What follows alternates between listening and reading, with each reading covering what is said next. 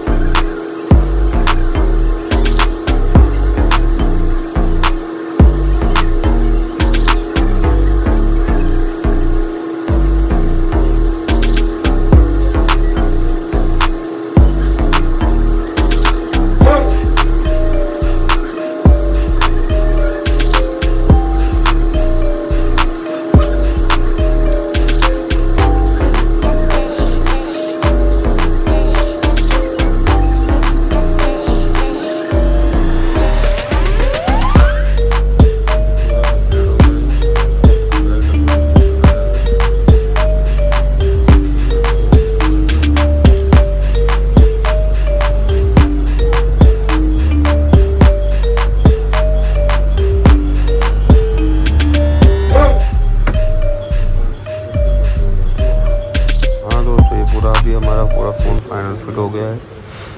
आपको हमारा वीडियो अच्छा लगे तो लाइक करो, सब्सक्राइब करो, कमेंट करो। Thank you.